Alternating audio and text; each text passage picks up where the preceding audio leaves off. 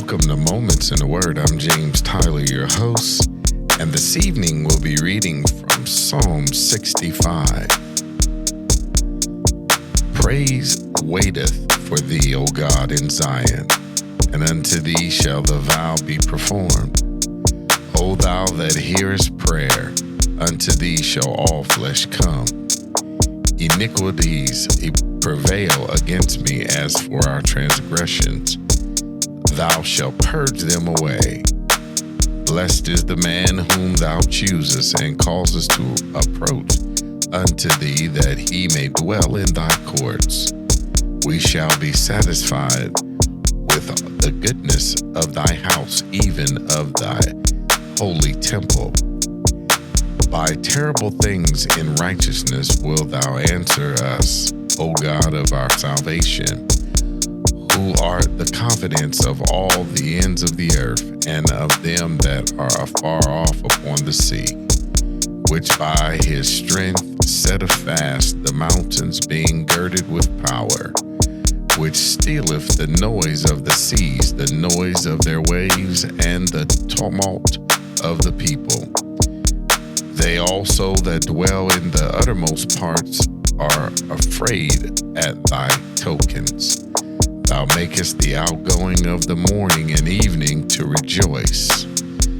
Thou visitest the earth and waterest it. Thou greatly enrichest it with the river of God, which is full of water.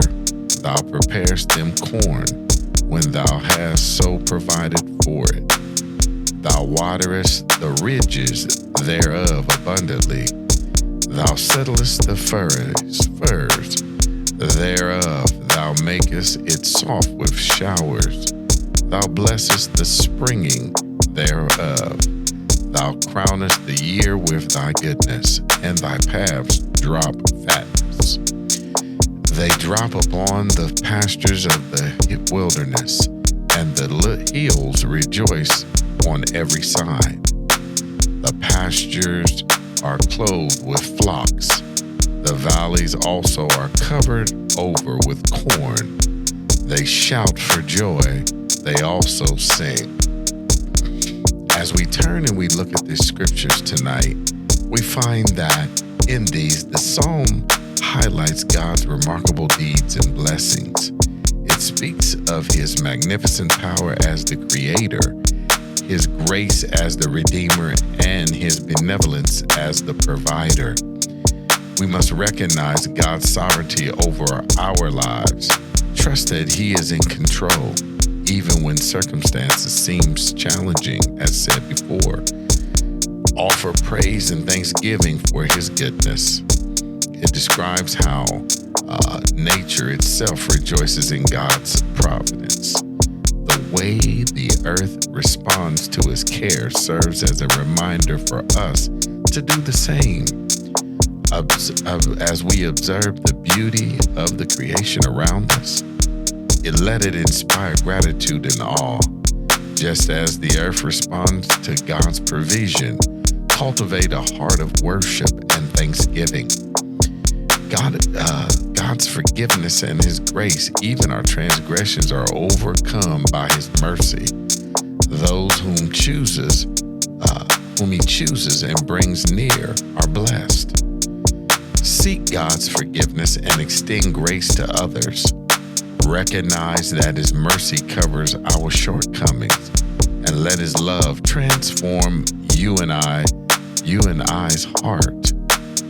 God, we must praise him for his awesome deeds, and both in answering prayer and saving people. His wonders evoke fear and reverence. Reflect on the majesty of the creation. Consider how God's power is displayed in calming storms and bringing order to chaos. Trust him in times of turmoil. What we want to also bring out is that God, he speaks as he's nurturing his hand over the earth. He showers it with rain, crowns the year with bounty, and blesses the crops. How much more would he do to those that is made in his image? recognize His abundance in our life. Be grateful for His blessings, whether big or small. Share your abundance with others. This helps us acknowledge God's providence. As said before, His care extends to every aspect of our lives. If we would just open up our eyes and look and see, because it's right there. Cultivate that heart of gratitude. Regularly pause to thank God for His provision, guidance, and protection.